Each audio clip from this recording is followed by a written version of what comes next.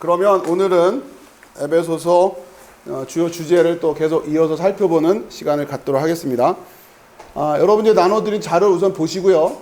그 다음에 좀 보충을 더 해야 되는데 우선은 아무튼 이 틀이 여러분에게 계속 각인되어 있어야 되니까 계속 설명을 좀 드릴게요. 자, 첫 번째 페이지 보면서 좀 복습을 하죠.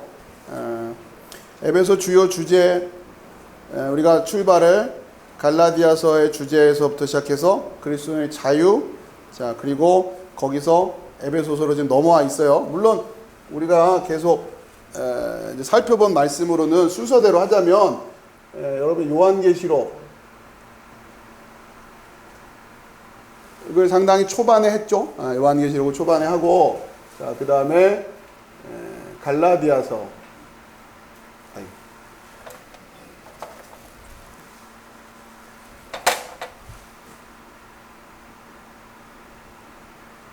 자 그 다음에 우리가 에베소서,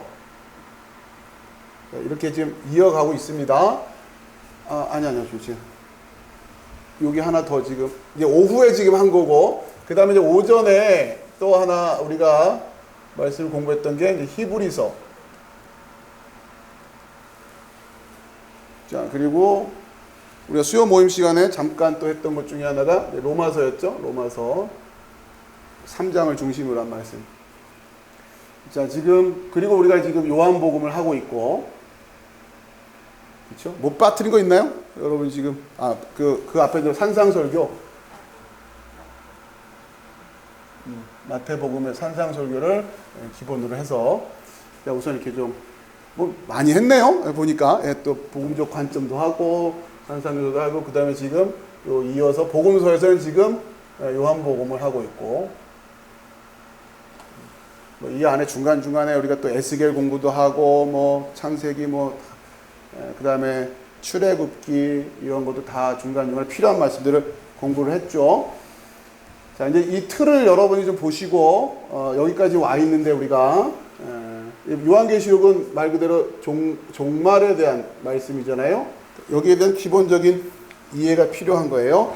그리고 요한계시록을 통해서 우리가 정리하려고 했던 거, 결론적으로 정리하려고 했던 것은 뭐였냐? 교회의 승리였어요. 그렇죠? 교회의 승리. 요한계시록의 대주제는 이거라고 그랬어요. 교회가 이긴다. 그러니까 결국 뭐가 돼야 된다? 교회가 돼야 된다라고 하는 거죠. 그럼 어떻게 교회가 될 것이냐가 우리의 지금 관심이죠. 자, 이 교회를 만들기 위해서, 교회가 되기 위해서 우리가 진리로 알고 있어야 되는 것들이었어요.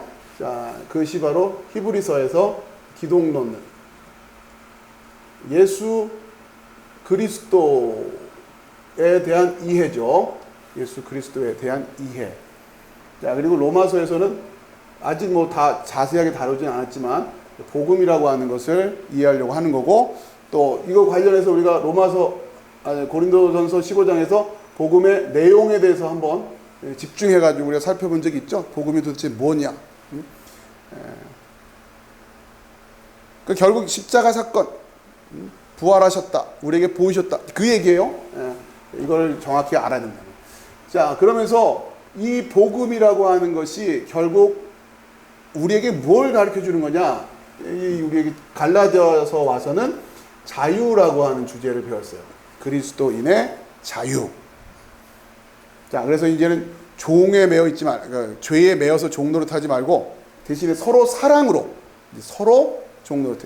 그러니까 이 자유라고 하는 개념을 이해하기 위해서 또 우리가 수요 모임 시간에 미래 자유론이라고 하는 인문학적인 그 자유론과 소위 세속적인 개념에서의 자유와 성경이 말하는 자유가 어떤 차이가 있는가를 정확히 또 이해했어야 됩니다. 이거를 공부를 열심히 또 했고요. 자, 그래서 결국 성도라고 하면 그러니까 성도 한 사람 한 사람은 기본적으로 자유인이에요. 자유인. 그 자유인들이 되어서 이제 뭘 세워가는 거예요? 교회를 세워가는 거예요. 교회. 자, 그 이야기를 여기서 우리가 공부하기 시작한 교회. 그렇죠? 그러니까 구석구석 여러분들이 이 성경 말씀을 중심으로 이제 그 진리로 세워 나가시는 일. 이게 흐름으로 여러분 이렇게 쭉 이어지고 있어야 돼요. 이 흐름으로. 그래서 이렇게 교회가 된 사람들이 사도행전에서 그 교회가 이제 퍼져나가는 모습을 또 우리가 배워야죠. 먼저 교회가 되고 나서 우선. 자, 지난 시간까지 배웠던 내용이 이런 주제를 가지고 좀 이어왔던 거고, 우리가 지금 그 메시지의 흐름이 이렇게 흘러오고 있는 거예요. 저희 교회가 지금 계속 오랜 시간 동안 공부해온 게. 자, 그래서 이 교회라고 하는 것을 이제 어떻게 이해해야 되냐면, 교회는 크게 머리와 몸으로 나뉘어져 있다. 그랬어요. 그렇죠? 머리와 몸. 머리라고 하는 것은 그리스도에 대한 이야기고, 몸은 성도들이에요. 성도들. 그래서 우리가 좁은 의미로 이야기할 때, 그냥 우리가 흔히들 그냥 교회 이렇게 이야기할 때는 여기에 초점이 많이 있다고 그랬죠. 좁은 의미로 말할 때는 이 부분이에요. 이 부분. 자, 그런데 정확하게 교회로는 머리까지 포함이 돼야 되죠. 그래서 머리와 몸을 함께 이야기하는 게 정확한 교회론이란 말이에요. 그러니까 우리가 교회는 그리스도의 몸이다 이렇게 말할 때 그 말하는 것도 틀린 말이 아니고 이 부분에 초점을 두고 있는 것 뿐이에요. 자, 그리고 에베소서의 입장에서는 머리와 몸 중에서 어디에 초점을 두고 있냐면 몸에 대한 초점을 두고, 이건 지금 에베소서는 여기에 초점을 두고 있고, 자, 그러면서 몸이 온전하게 몸으로서의 기능을 하려면, 온전한 몸이려면 뭐에 대한 이해를 먼저 하고 있어야 되냐면 머리에 대한 이해를 하고 있어야 된단 말이에요. 그래서 에베소서의 주제가 교회의 하나됨인데, 이게 대표적인 주제 중에 하나인데, 교회의 하나됨이라고 하는 주제가 두 가지 측면이 있단 말이에요. 첫 번째는 머리와 몸의 하나됨. 에베소서 초반엔 이걸 굉장히 강조하는 거예요. 왜? 교회가 이걸 의외로 놓치고 있으니까. 머리와 몸이 하나됨이다라고 하는 측면. 머리와 몸의 하나됨. 머리와 몸의 하나됨의 측면.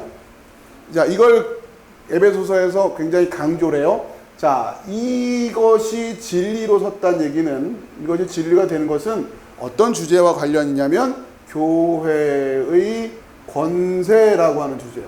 교회의 권세, 권능, 능력. 그렇죠? 교회가 권세가 있고, 교회가 권능이 있고, 교회가 능력이 있다라고 말할 때 그 근거가 어디서 출발되냐면 머리 때문에 그런 거예요. 그렇죠? 머리가 어떤 권세를 가지고 있기 때문에 사망에서 생명으로 옮겨진, 그렇죠?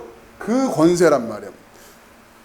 이거면 끝나는 거잖아요. 그렇죠? 모든 이름 위에 뛰어난 이름이 된단 말이에요. 머리 덕분에. 자, 그러면서 이 권세가 교회의 권세다라고 하는 거예요.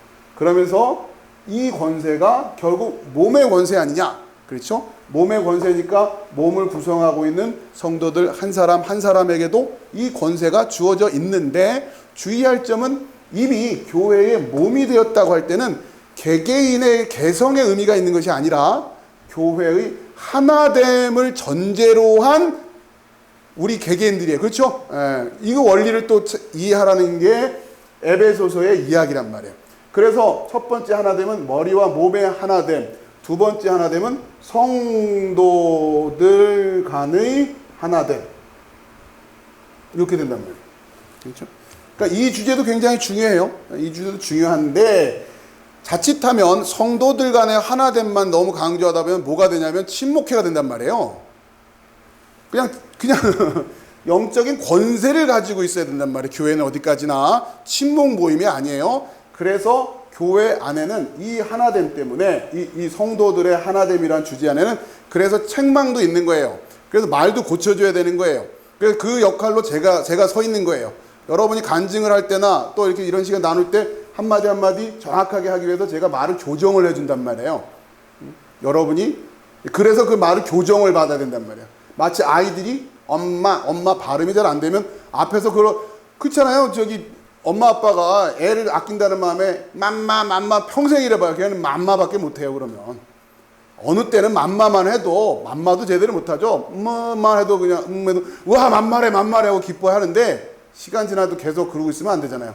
어느 순간인간 똑바로 해봐, 엄마 해봐, 맘마 해봐, 이제 맘마 아니에요. 밥 이렇게 해야죠. 젓가락질도 똑바로 하라고 가르치고. 자, 그게 이제 필요한 거죠. 왜요? 진짜 하나됨을 위해서 저는 우리 교회가 지금 이 부분에 있어서도 굉장히 건강하게 잘 서가고 있다라고 감사해요. 그러니까 목회자들이 저 같은 목사들이 이 역할을 회피하면 안 되는 거예요. 성도를 책망하는 데 있어서 책망이란 진리 안에서 책망이죠. 책망하고 바르게 하고 교훈해주는 이 역할을 목회자들이 약간 이제 꺼려하면 안 된단 말이에요. 왜?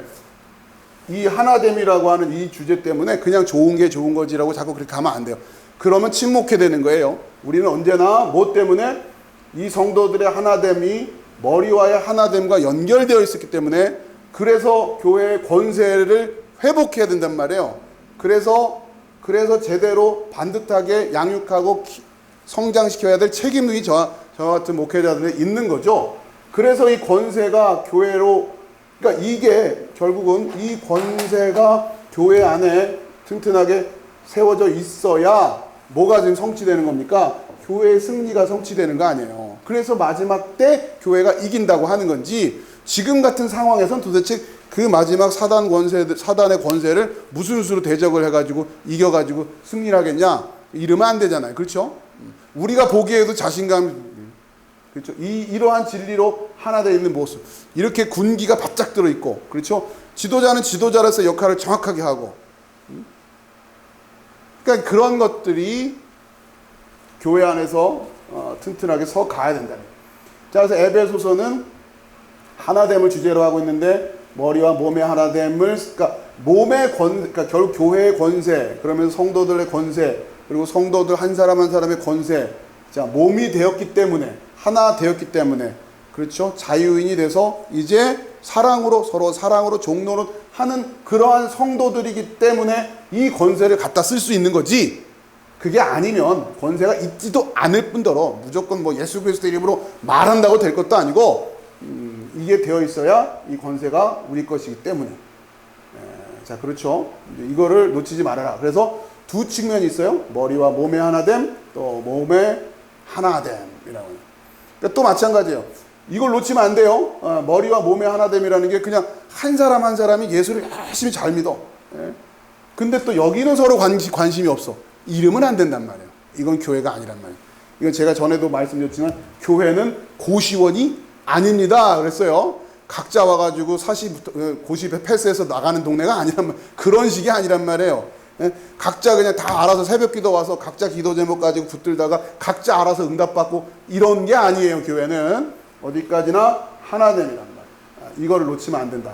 에베소서는 그래서 머리의 권세가 몸에게도 준 요 하나됨 못지않게 요 하나됨, 요 밸런스가 굉장히 중요한, 이게 에베소서 안에서 우리가 배워야 될 얘기고, 지난 시간에 우리가 또 마무리하면서 결국 우리가 열매가 된다는 거, 자, 성령의 열매가 되는데 에베소서에서, 그거는 이제 갈라디아서에서도 이미 얘기를 나온 거고, 자, 그런데 성령의 열매가 에베소서 와서는 또 무슨 얘기를 하냐면 열매가 거저되는 게 아니란 말이에요. 상황은 전쟁이에요. 전쟁. 그렇기 때문에 반드시 전쟁에 준비가 돼 있어야 된다. 여기는 열매가 돼야 된다까지만 가르쳐 주는 거고, 갈라디아서는, 에베소서는 그 열매가 그냥 되지가 않는다. 방해가 있다. 그러니까 우리가 전신갑주로 무장해야 된다까지 가르쳐 주는 거죠. 에베소서 안에서는. 자, 그리고 하나 더 여러분이 기억하셔야 될 게, 이제 에베소서의 쌍둥이 서신이라고 하는 골로새서가 특히 머리와 관련된, 그리스도와 관련된 주제를 더 부연해서 설명하고, 그러니까 에베소서와 쌍둥이 서신이라고 하는 골로새서가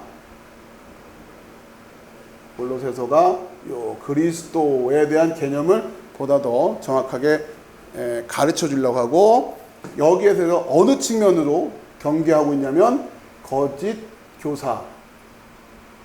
교사에 대해서 지금 경계를 하면서, 거짓 교사가 뭐에 대한 거짓 교사냐? 그리스도에 대한 거짓 교사다. 자, 이게 영적인 원리예요. 자, 그러면 사단은 이게 지금 우리 입장에서는 이게 우리의 진영이에요. 진리라고 하는 체계란 말이에요. 그러면 사단은 여러분 딱 그쪽도 이걸 다 보고 있어요. 그쵸? 쫙 걔네도 펼쳐놓고 보고 있단 말이에요. 자, 하나하나 건드리는 거예요. 다 뭔가 문제가 있게 만들고. 뭐, 요한계시록에서부터 이거 제대로 알지도 못하게 만들고. 그렇죠. 요한계시록에서 배워야 될 내용은 교회 승리인데, 뭐 이상한 신비한 뭐 예언하고 점치는 분위기로 자꾸 요한계시록을 그렇게 해석하게 만들어서 종말에 대해서 오히려 불안하게 만들어버린단 말이에요. 왠지 마지막 때 되면 불안해. 교회는 마치 기다리고 있다는 듯이 나가야 되거든요. 드디어 때가 왔구나. 전과를 올릴 때가 됐구나. 예? 우리가 이때를 위해서 그렇게 훈련을 받고, 뭐, 갑주 입고 막 다 준비했는데, 언제 한번 또 출정을 안 하나? 나가서 공을 세워야 될 거 아니야. 이런 마음으로 마지막 때를 준비하게끔 하는 게 요한계시록이고 성경의 진리인데, 사단은 어떻게 해요? 요한계시록 하면 이상한 말씀만 듣고 뭔가 막 베리치비니 뭐니 이래 가면서 불안하게 만들어서 이건 되네 안 되네 막 이러고 있고, 잘 모르면 뭔가, 아무튼 묘하게 자, 그렇게 해서 여기를, 이 부분에 대한 진리를 흐리게 만든단 말이에요. 그래서 결국 교회의 승리에 대한 확신을 못 갖게 만든다는 거죠. 그렇죠? 또 뭐예요? 히브리서. 예수 그리스도에 대한 기독론에 대해서 관심이 어렵거든요. 히브리서 여러분 공부하는 동안 고생 많으셨지만 한번 보세요. 어려워요. 내용 자체도 어렵다고요. 선지자보다 뛰어난 이가 뭐 막 영문 밖으로 나가자 막 이게 도대체 뭘까? 자, 이런 부분에도 공부 안 하고 오늘 오전에 우리가 말씀 배운 것처럼 유대인들조차도 메시아에 대한 엉뚱한 생각으로, 영원에 대해서 엉뚱한 생각으로 여기에 대해 정확한 진리를 못 갖게 하는 거죠. 여기 마찬가지예요. 이런 진리를 또 안 세워놔요. 복음, 야, 이 동네는 진짜 정말 안타까운 동네죠. 복음이 뭔지도 못 들어보게 만들어 본단 말이에요. 복음이란 단어는 많이 들어봤죠. 복음이란 단어는 많이 들어봤는데 정작 그 내용이 뭐냐고 정색하고 물어보면 우물쭈물하게 만들어 버린단 말이에요. 지금 우리가 그랬단 말이에요. 그러니 사단이 얼마나 지금 효과적으로 지금 공격을 구석구석 해놓은 거 아닙니까? 자, 그랬어요. 그 다음에 또 어떻게 넘어와서 여기까지 왔다 합시다. 갈라디아서 자유. 여기도 뭐 오늘날 문화 속에서는 완전히 그냥 이게 이 자유가 돼버리면 안 되잖아요. 미리 말하는 자유론이 되면 안 된단 말이에요. 근데 그런 자유로 이해한단 말이에요. 그리스도 안에서 우리는 자유입니다. 이 단어가 우리에게 던져주는 뉘앙스를 그렇게 생각할 거란 말이에요.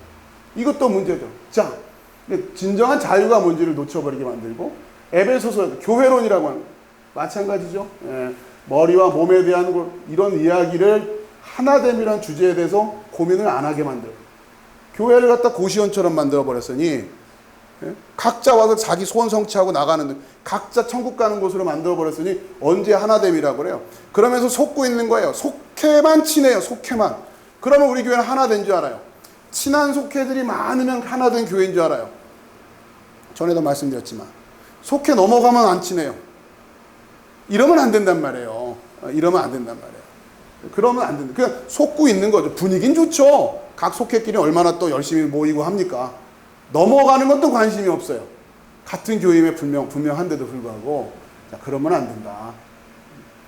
자, 그러면서 또 여기에 관심 없어요. 그 다음에 그리스도와 몸이 하나라는 것도 몰라요. 자, 그러면서 이 주제는 그리스도의, 그러니까 교회의 권세라고 하는, 이 교회의 권세라는 주제 때문에 이 그리스도가 사망에서 사망 권세를 이겼다고 하는 주제는 굉장히, 이게 결국 이 권세가 마지막 교회의 승리의 담보가 되는 권세란 말이에요. 굉장히 중요한 주제란 말이에요. 이것도. 자, 근데 이것도 교회론이라고 하는 주제 속에서 녹여서 이해를 하는 게 아니라, 이 머리의 권세가 우리 몸의 권세입니다 라는 주제로 이해하는 게 아니라, 그냥 누가 불을 받아. 어느 목사님이 권세를 받아. 귀신 쫓는 권세를 받고 뭐 치유하는 권세를 받아서 능력의 종이 됐어요. 능력의 종이라는 개념은 없어요. 성경에. 여러분 다 뒤져보세요. 성경에 능력의 종이란 말이 어딨나. 그런 건 없어요. 근데 어디서 그런 말을 만들어내는지 모르겠어요. 교회요. 무조건 다 교회 얘기예요. 교회 얘기. 교회가 권세를 갖는 거란 말이에요. 어떤 목사님이든 누가 뭐 이렇게 기도 오래 하다가 뭐 이렇게 은사 받아가지고 막 그런 거 아니라고요. 그런 거. 자, 근데 여긴 또 아무튼 이렇게 하나됨에 대해서 주제를 가지고 주어진 말씀에 이게 고민이 아니라 권세라는 단어만 해가지고 내가 귀신 쫓는 데만 관심 있네? 내가 병자를 고치는 데만 관심 있고, 그래서 나의 권세를, 그러니까 물론 뭐 여기 예수님이 주신 권세라고 말은 하겠죠. 말이야. 성령 세례 받아서 받은 권세라고 말은 하겠죠. 그런데 그 권세 구경하겠다고, 그 권세 덕으로 문제 해결하겠다고 사람들이 몰려오게 만든단 말이에요. 아무런 문제의식을 못 느낀단 말이에요. 그런 권세가 없어요, 성경은. 그런 건 아닙니다.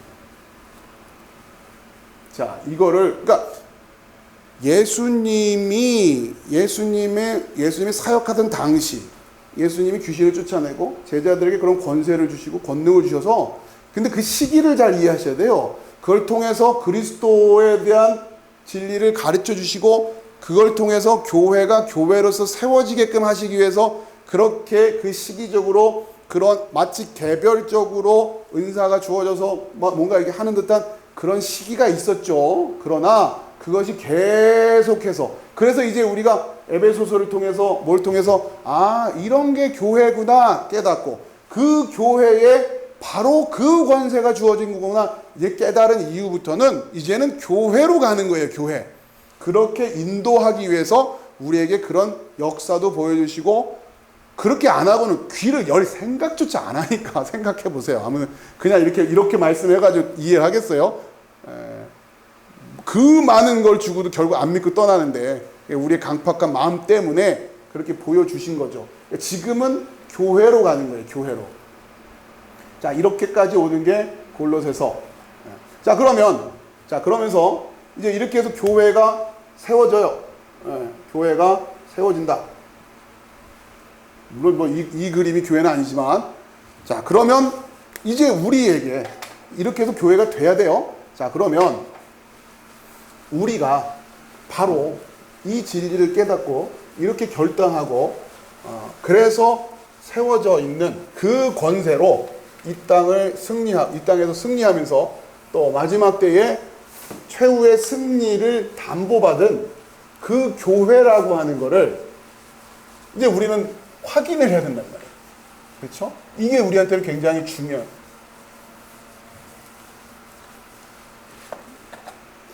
과연 우리가 그 교회냐? 이거예요, 이제부터는. 물론 이 앞에 걸 쭉 이해하고 정리가 돼 있어야 된단 말이에요. 자, 그러면 우리가 과연 그 교회냐는 뭘로 확증할 거냐? 어떻게 확인할 거냐? 성경 안에서 계속해서 그 말씀을 배워야 돼요. 자, 그건 뭐냐? 바로 예수님이 십자가를 지시고 부활하시고 승천하셔서, 자, 그 다음에 다시 재림. 그렇죠? 지금 우리는 요 때를 사는 거라고 그랬죠? 요 때를. 그리고 요 언저리와 관련해서 지금 우리가 요한계시록을 공부한 거고요. 이 마지막 때에 대한 정확한 이해가 필요한 거니까 이걸 먼저 공부했고, 지금 우리는 요 때를 사는 거예요. 자, 이 때를 사는 거를 우리식으로 말해서 지금 예수님이 뭐다? 공석이래, 공석. 이 땅에 지금 안 계시다. 지금 어디 계시니까? 하나님 우편에 앉아 계시니까. 그렇죠? 오른편에 앉아 계시고, 지금도 여전히 그 예수님의 권세와 영향 아예 없다. 그게 아예 없다. 무주공산이라 그런 얘기가 아니라, 예수님의 여기가 이 땅이 예수님의 나라임을 선포하셨는데, 지금 예수님은 하늘에 올라가서 여긴 지금 공석인 상태란 말이에요. 자리를 비우셨다. 이렇게 생각하십니다. 그럼 우리는 여기서 어떻게 바로 이 우편에 앉아 계신 바로 그분, 그 그리스도를 머리로 한 몸으로서의 교회냐라고 하는, 그렇죠? 교회냐라고 하는 거를 어떻게 증명할 것이냐, 어떻게 확인할 거냐, 어떻게 확신할 거냐. 자, 이 주제가 우리한테 가장 중요한 주제라고 해요. 그럴 때 결국 공석이신 이 그리스도에 대한 이분에 대한 실제성, 좀 어려운 말이지만, 여기에 자리에 안 계시지만 마치 자리에 계신 것처럼 우리가 살 때, 이해되시죠? 그렇게 살 때 우리가 바로 이분의 몸인 교회가 된다라고 하는 거란 말이에요. 세상 사람은 눈에 안 보이니까 없다고 하겠지만, 그럼 어떻게 우리가 이분이 실제함을 믿음으로 고백하면서 살아갈 거냐? 그게 우리한테도 숙제란 말이에요. 원리가 이해되시죠? 예. 자, 이게 우리한테는 결국 우리가 삶으로 살아내야 될 부분이고, 오전 설교로 말하면, 그래서 여기서 우리가 살아가야 되는데 뭘 하면서? 교회에 대한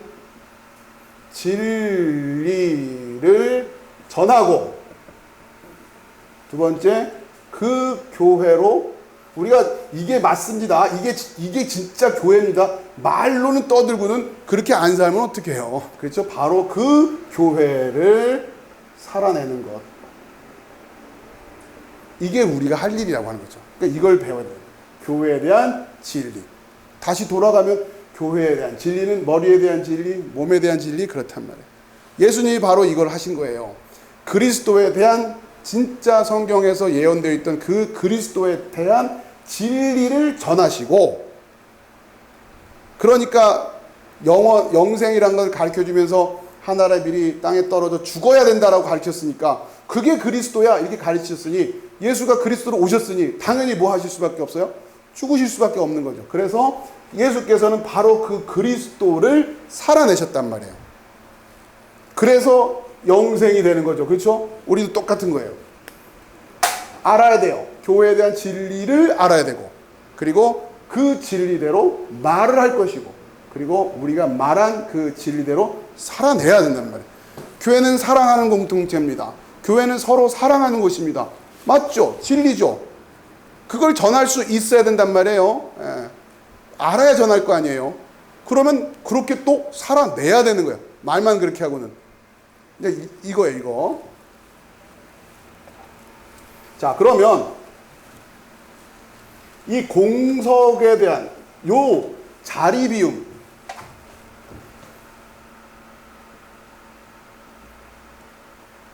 지금 자리를 비우고 계신 이 상황에 대해서도 예수님이 복음서에서 가르쳐 주신 내용들이 있어요. 우리가 그걸 이제 하나씩 하나씩 미리 좀 이해를 하고 에베소서로 본격적으로 들어갈 거란 말이에요. 자, 내가 이거야. 내가 지금 자리를 비울 건데, 그 자리 비운 다음에 어떻게 해야 되는지는 예수님이 말씀을 통해서 가르쳐 주셨다는 거죠. 여러분도 잘 아시는 내용인데, 이러한 맥락에서 지금 이해를 하시는 게 중요하다는 거예요. 자, 먼저 1차적으로 우리가 봐야 될 비유 중에 하나가, 첫 번째 포도원 농부 비유예요. 첫 번째,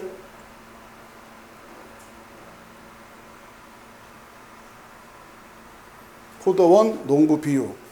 자, 이거는 마태복음, 마가복음, 누가복음 다 나와요. 자, 하나씩 하나씩 봅시다. 마태복음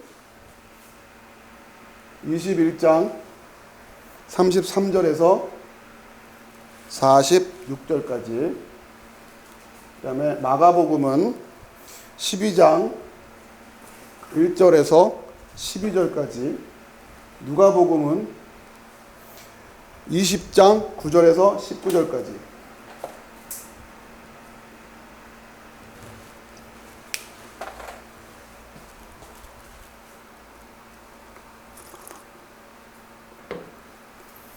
다음 시간에 제가 자료를 좀 정리해서 올려드릴 테니까요. 오늘은 그냥 여러분 뭐 내용 자체는 어렵지는 않아요. 나중에 또 가서 우리가 그때 공부할 때 자세히 하도록 하고, 전체적인 틀을 봐야 되는 거니까 우선 하나씩. 자, 마태복음 21장 33절 가봅시다.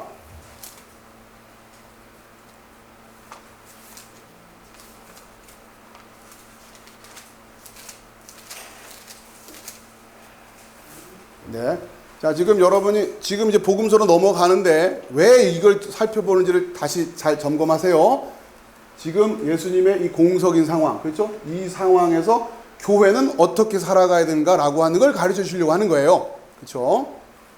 자, 마태복음 21장 33절에서 46절, 33절부터 제가 읽을게요. 다른 한 비유를 들으라. 한 집 주인이 포도원을 만들어 산 울타리로 두르고 거기에 즙 짜는 틀을 만들고 망대를 짓고 농부들에게 새로 주고 타국에 갔더니, 자, 이게 공석이라는 거예요. 그죠? 자리를 비웠어요, 이 주인이. 이 비운 동안 이 사람들은 어떻게 해야 되냐 그 얘기잖아요 지금. 그렇죠. 간단히 말하면 열매를 거둘 때가 가까움에, 이제 이해되시죠? 이 열매가 뭔지. 여러분이 열매가 됐나 보시러 오신단 말이에요. 예? 그 열매를 받으려고 자기 종들을 농부들에게 보내니 농부들이 종들을 잡아 하나는 심히 때리고 하나는 죽이고 하나는 돌로 쳤거늘 다른 종들을 처음보다 많이 보내니 그들에게도 그렇게 하였는지라. 후에 자기 아들을 보내며 이르되 그들이 내 아들은 존대하리라 하였더니 농부들이 그 아들을 보고 서로 말하되 이는 상속자니 자 죽이고 그의 유산을 차지하자 하고 이에 잡아 포도원 밖에 내쫓아 죽였느니라. 그러면 포도원 주인이 올 때에 그 농부들을 어떻게 하겠느냐. 그들이 말하되 그 악한 자들을 진멸하고 포도원은 제때에 열매를 받을 만한 다른 농부들에게 새로 줄지니라. 자, 이 포도원 농부 비유는 정확히 말하면 요 공석의 기간이 아니라 예수께서 아들로 지금 오시는 요 상황을 얘기하는 거예요. 요 상황. 그렇죠? 시점이 그래요. 시점이. 예수님이 여기도 마찬가지예요. 마찬가지로 하나님의 자리를 지금 이들이 어떻게 이해하고 하나님의 말씀을 어떻게 이해하느냐라는 긴장감이 있는 거죠. 포도원 농부의 비유라고 하는 게. 자, 그러면서 마지막에 온 그 아들마저도 내쫓아 죽여요. 자, 그러면서 42절에 예수께서 이르시되 너희가 성경의 건축자들이 버린 돌이 모퉁이의 머릿돌이 되었나니. 그러니까 지금 그 모퉁이 돌을 제대로 알아보지 못했다라는 데 문제가 있는 거잖아요. 그렇죠? 주제 자체는. 자, 43절 그러므로 내가 너희에게 이르노니 하나님의 나라를 너희는 빼앗기고 그 나라에 열매 맺는 백성이 받으리라. 포도원을 책임져 달라고 맡겼다고 해서 저절로 되는 게 아니라 누구에게? 열매 맺는 백성에게 그 나라가 돌아가게 될 것이다 라고. 자, 이 원리는 똑같은 거예요. 지금 이 이전에만이 아니라 지금도 똑같이 적용되는 하나님의 성품이죠. 여러분이 이해하고 있어야 된단 말이에요. 하나님은 열매에 대해서 굉장히 관심이 많으시다라고요. 자, 이게 지금 마가복음 12장 1절에서 12절, 누가복음 20장 9절에서 19절이 다 비슷한 주제를 가지고 이어지고 있어요. 물론 세부적으로 들어가면 전체 그 스토리가 진행되는 그 상황이나 이런 것들이 조금씩 다르기 때문에 우리가 살펴봐야 될 내용들이 있지만 우선은 큰 주제로 보면 그렇단 말이에요. 자, 이걸 이해하고 있어야 돼요. 자리를 비우신 사이에, 그렇죠? 우리 눈에 보이지 않는다고 그 하나님의 권세가 없어진 게 아니란 말이에요. 주인이 타국에 가신 것 뿐이지 주인이 없어진 게 아니잖아요. 그거를 놓치면 안 되는 거예요. 자, 그 다음에 이번에 우리가 또 살펴볼, 비슷비슷해 보이지만 다른 거예요. 두 번째가 뭐냐면 우리가 신실한 종과 신실하지 못한 종의 비유라는 게 있어요. 자, 이건 뭐냐면 신실한 종, 그 다음에 신실치 못한 종, 이렇게 나뉜단 말이에요. 자, 어디냐면 마태복음 24장 45절에서 51절.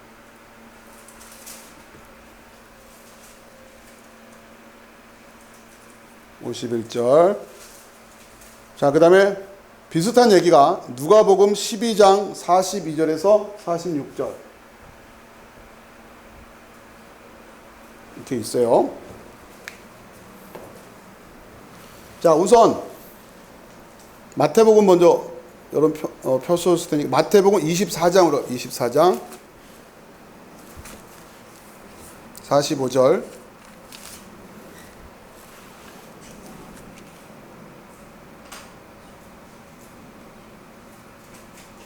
자, 그 위치를 확인하시고 충성되고 지혜 있는 종이 되어 주인에게 그 집 사람들을 맡아 때를 따라 양식을 나눠줄 자가 누구냐. 지금 예수님이 관심 있는, 지금 이제 본격적으로, 자, 여기에 지금 상황이에요. 여기 상황. 이 상황에서 예수님이 찾는 종, 신실한 종을 어떻게 설명하고 정의하고 있냐면 뭐예요? 충성되고 지혜 있는 종을 지금 어떻게 지금 규정하고 계시냐면 때를 따라, 그러니까 주인에게 그 집 사람들을 맡아 때를 따라 양식을 나눠줄 자. 그렇죠? 때를 따라 양식을 나눠줄 자란 말. 그러니까 무슨 얘기냐? 지금 이 시대에 맞는 말씀이 있는 거예요. 이 시대에 맞는 말씀. 그렇죠? 지금 우리는 이 시대를 살아가잖아요. 이 시대. 예수님 오시기 전이었다면 누가 신실한 종이었겠어요? 아까 그 포도원 농부 비유에서 그런 종들이면 안 되는 거 아니에요? 그렇죠? 아들이 왔는데도 막 그러면 안 되잖아요. 그 시대에 사는, 그 시대에 우리가 살았다면 그 시대에 신실한 종이어야 되는 거죠. 근데 우리는 지금 이 시대를 살잖아요. 이미 예수님이 오셔서 승천까지 하신 시대에서 이 시대에 맞는 양식을 우리한테 필요한 거예요. 무슨 얘기냐? 다시 오실 예수님을 어떻게 하면서 기다리고 있어야 되느냐라고 하는 것을 정확히 가르쳐 주는 게 때를 따라 그러니까 때를 따라 양식을 나눠준다라고 하는 거란 말이에요. 지금 이 시대에, 물론 성경은 다 동일한 주제 속에서 유기적으로 연결되기 때문에 다 공부해야 돼요. 자, 그런데 목표가 뭐예요? 목표가 뭐냐? 바로 여기서 우리가 어떻게 교회로서 살아갈 것이냐? 그 권세를 가지고 예수님을 머리로 한, 그리스도를 머리로 한 그 권세를 가지고 마지막 때에 이 때를 준비하면서, 왜 이 때를 준비해야 됩니까? 이 때가 언제 올지 알아야 몰라요. 모르니까 항상 준비되어 있어야 되잖아요. 전투 준비를 하고 있어야 된단 말이에요. 이게 100년 뒤에 올 거라면 여러분 전투 준비 안 해도 되죠. 근데 이게 어느 때 올지 모르기 때문에 이 재림의 때와 관련해서 지금 환란과 이런 얘기들이 요한계시록에 되어 있었잖아요. 그러면 이 때를 미리 준비하기 위해서는 우리가 군사들이 되어 있어야 된단 말이에요. 언제일지 모르니까. 오늘 별반 문제가 없을 것 같다고 해서 느슨해 있으면 어떡합니까? 그렇죠? 내일부터 무슨 일이 벌어질지 모르는 거란 말이에요. 자, 때를 따라 양식을 나눠줄 자가 누구냐? 이게 바로 충성되고 지혜 있는 종이에요. 그러니까 오늘날 우리가 교회 안에서 말씀을 공부할 때는 여기에 이 의식, 이 큰 주제 속에서 우리가 모든 주제들이 연결되어 있어야 돼요. 하나도 빠짐없이. 그냥 듣기 좋은 소리라고 해서 다 설교가 되는 게 아니란 말이에요. 너무 지나치게 자꾸 천국 얘기만 해도 안 되는 거고, 그 천국만 자꾸 알아서 어떻게 할 거예요? 에? 그때 가면 그거는 저절로 살게 될 건데, 여기서 어떻게 신실된 종으로서 충성되고 지혜 있는 종으로 살아갈까에 관심을 둬야지. 때를 모르기 때문에 그런 거예요. 때를. 자, 때를 모르기 때문에, 그러니까 이유는 여러 가지가 있죠. 때를 모르기 때문에 그때에 필요한 양식을 못 줄 수도 있고, 아예 양식이 준비되어 있지 않기 때문에 못 줄 수도 있고. 자, 때를 모른다는 얘기는 지금 예수님이 부활하고 승천하시고 다시 오시기로 한 여기를 지금 살아가고 있다고 하는 것을 모른다는 얘기고, 그 얘기는 다시 말하면 부활이 뭔지도 모르고 승천이 뭔지도 모르고 재림이 뭔지도 모르니까 이때도 모르고 있는 거예요. 그래서 그 양식을 구하지도 않고 줄 생각도 안 하고 가지고 있는지도 모르고 이렇게 된단 말이에요. 자, 그 다음에 46절에 주인이 올 때에 그 종이 이렇게 하는 것을 보면 그 종이 복이 있으려다. 그러니까 올 때까지 해야 돼요. 올 때까지 계속 내가 진실로 너에게 이르노니 주인이 그의 모든 소유를 그에게 맡기리라. 만일 그 악한 종이 마음에 생각하기를 주인이 더디 오리라 하여. 이제 문제는 이거죠. 어떤 게 악한 종이에요? 더디 오리라. 오늘 유진이가 오늘 말씀 간증 나눠줬을 때 즉시 해야겠어요. 그러니까 일단은 기본적으로 자격이 있는 거지. 충성되고 지혜 있는 종이 될. 더디 올 줄 알고 그러면 안 된다는 거예요. 더디 올 줄 알고. 오늘은 안 오시겠지. 내일은 안 오시겠지. 그게 악한 종이라는 거예요. 자, 그러면서 동료들을 때리며 술 친구들과 더불어 먹고 마시게 되면, 여러분이 지금 동료들 때리고 술 친구들하고 더불어 먹고 마시는 분은 안 계시잖아요.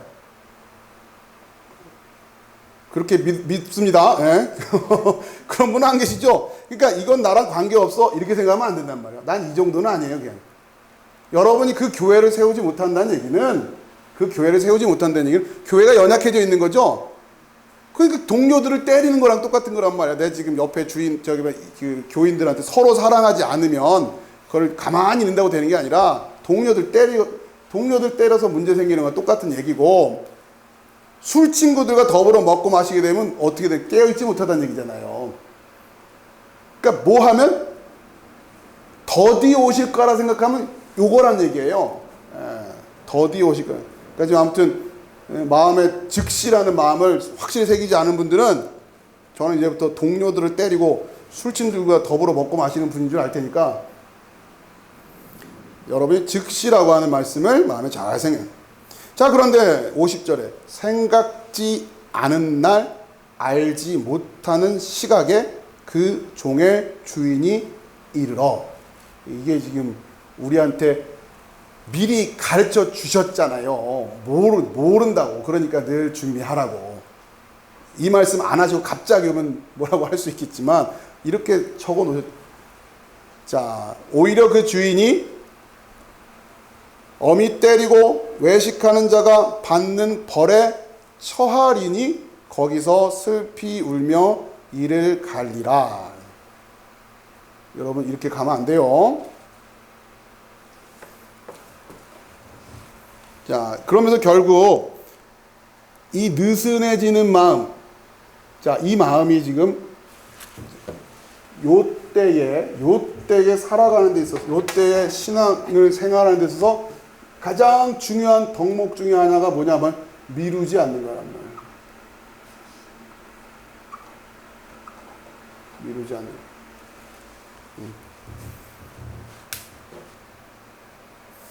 유진이가 아주 그냥 오후 설교 핵심을 다 미리 말을 해가지고,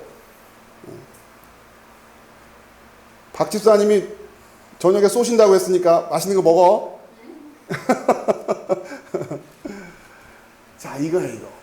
이 시대를 살아가는 교회로서의 가장 중요한 마음 자세. 지금 이 비유로 지금 설명해 주시는 거예요. 이 비유로. 자, 누가복음에도 이제 같은 이야기가 있고, 자, 이거는 이제 맥락이 조금은 달라요. 누가복음도 가볼까요? 누가복음 12장.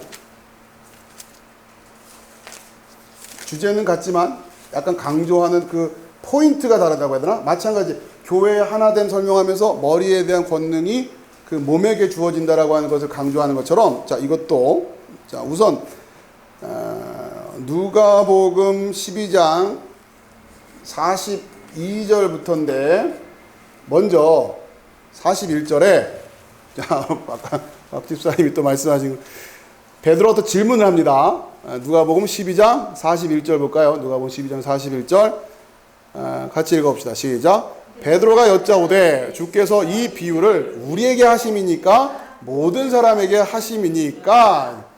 아무튼 베드로는 이런 게 관심이 많아요. 누구 얘기예요? 그러니까 너 할 거나 잘해. 예수님들이 그러시죠? 저는 누가 이게 우리 누구 하신 얘기예요? 다른 사람 모두에게 하신 게 우리만 들어요? 그러니까 예수님이 또 마찬가지예요. 대답을 하세요, 안 하세요?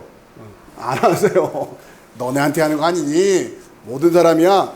그런 얘기 안 하세요. 잘 들어보고 이게 지금 우리한테 하는 건지 모든 사람한테 하는 건지 한번 생각해봐, 그런 거죠. 자, 여러분 뭔지 한번 보세요. 41절 주께서 이르시되 지혜 있고 진실한 청지기가 되어 주인에게 그 집 종들을 맡아 때를 따라 양식을 나누어 줄 자가 누구냐. 똑같은 얘기죠, 그렇죠? 주인이 이를 때에 그 종이 그렇게 하는 것을 보면 그 종은 복이 있으리로다. 내가 참으로 너희에게 이르노니 주인이 그 모든 소유를 그에게 맡기리라. 이게 교회 권세예요. 달란트. 자, 우리가 지난 시간에 말씀드렸죠. 달란트는 이거 말하는 거라고 그랬어요. 교회의 권세. 아까 여기 써놨네. 교회의 권세. 그 달란트 가지고 도대체 이 시간에 어떻게 살아갈 거냐? 다 주어져 있는데 에베소서 그 얘기하는 거라고 그랬잖아요. 자, 45절. 만일 그 종이 마음에 생각하기를 주인이 더디 오리라 하여 남녀 종들을 때리며 먹고 마시고 취하게 되면 생각하지 않은 날 알지 못하는 시각에 그 종의 주인이 이르러 어미 때리고 신실하지 아니한 자의 받는 벌에 처하리니 47절 같이 시작. 주인의 뜻을 알고도 준비하지 아니하고 그 뜻대로 행하지 아니한 종은 많이 맞을 것이요. 48절 알지 못하고 맞을 일을 행한 종은 적게 맞으리라. 그러니까 이제 나는 그러면 성경 공부 덜 해야지. 에? 많이 알면 많이 할수록 더 많이 맞으니까 이 말씀을 읽고 그렇게 받아들이고 그렇게 해석하면 안 되겠죠. 에? 그만큼 주인의 뜻을 안다라는 게 중요한 거고 주인의 뜻을 알고 있는 자로서의 책임이 있는 거예요. 눈을 띄워주시고 귀를 열어주셨으면 그걸로 끝이 아니잖아요.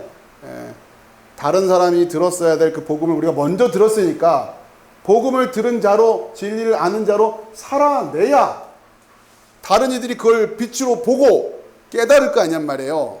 그렇죠? 그래서 우리에게 그 영광이 있는 거고 그리고 덜 맞을 생각할 게 아니라 그 모든 소유를 그에게 맡기리라. 여기에 마음이 꽉 와야지. 야, 이렇게 하면 덜 맞겠는데. 그래서 성경 공부 내가 이래서 별로 안 하려고 그러는 거야. 이러면 안 되잖아요. 그렇죠? 될성 부른 나무가 됩시다. 그 모든 소유를 그에게 맡기리라. 밑줄이 쳐져야지. 알지 못하고 맞을 일을 행한 종은 적게 맞으리라. 아멘. 안 됩니다. 그러면 적게 많이 받은 자에게는 많이 요구할 것이요 많이 맡은 자에게는 많이 달라 할 것임이라. 자, 그러면서 이 이야기가 대원칙이에요. 이 공석을 살아가는 요 기간, 다시 오실 주님을 기다리는 교회 성도들의 삶의 태도예요. 가장 대원칙, 미루지 않는 것, 지체하지 않는 것. 그렇죠? 이게 우리의 삶의 가장 큰 원칙이 되어야 된단 말이에요. 자, 이제 이러면서 사실은 이 이야기는 예수님의 말씀을 듣던 당시에 그 예수님의 말씀을 예수님 복음서에서 직접 전해 주실 때는 많은 사람들이 이 이야기를 들으면서 신실하지 않은 종, 악한 종을 주로 누구를 쳐다봤을 거예요? 그 당시에 종교 지도자들을 봤겠죠. 아주 악한 종들, 신실하지 못한 종들, 이런 식으로 쳐다봤을 거예요. 그런데 초대교회에 있어서는 계속해서 재림이 지연되고 있는 문제가 있었다고 그랬죠? 오시겠다고 해서 예수님이 계속 그러니까 지금 예수님이 직접 말씀하실 때 듣던 이야기는 이 이야기를 들으면서 주로 바리새인들, 서기관들, 대제사장 이런 사람들 쳐다봤을 거란 말이에요. 신실하지 하나님의 뜻도 모르고 막 이렇게 됐어요. 근데 이제 재림이 점점 지연되니까 이제는 요 기간이 점점 늘어나는 거 아니에요. 그렇죠? 자, 이 말씀이 누구에게 향하는 말씀이 되는 거예요? 우리한테. 그렇죠? 나에게. 내가 이렇게 신실치 못한 종이면 안 되는 거지. 그래서 우리가 포도원 농부 비유도 살펴본 거예요. 포도원 농부 비유만 보면 그 당시 예수님을 알아보지 못했던 잘못된 종교 지도자들, 종교 리더십들에 대한 일단 1차적인 책망이에요. 이 얘기는 그 시기에 대해서는 얘기니까. 그런데 오늘날에게도 여전히 포도원 농부 비유가 우리에게도 여전히 필요한 이유는 뭐냐? 마찬가지란 말이에요. 이때는 오실 메시아에 대해서 이해를 못하고 있었기 때문에 건축자의 버린 돌처럼 버렸다면 지금은 누구를 이해 못하고 있어서 다시 오실 예수님을 모르고 있기 때문에 이 모양일 수 있단 말이에요. 여기에 대해서 우리는 경계를 하고 있어야 된다. 자, 재림이 지연되면서 점차 복음을 전해 들은 자들은 자신들의 충성됨, 자신들의 신실성을 점검하는 말씀으로 이게 익혀졌을 거라는 거죠. 어떤 키워드로? 미루지 말아라. 미루지 말아라. 자, 오늘 시간이 좀 돼서요. 좀 말씀이 남았는데 다음 시간에 좀 이어서 하도록 하겠고요. 자, 오늘 이렇게 말씀을 마무리하고 다음 시간에 좀 더 마무리한 후에 본격적으로 에베소서 본문을 들어가도록 하겠습니다.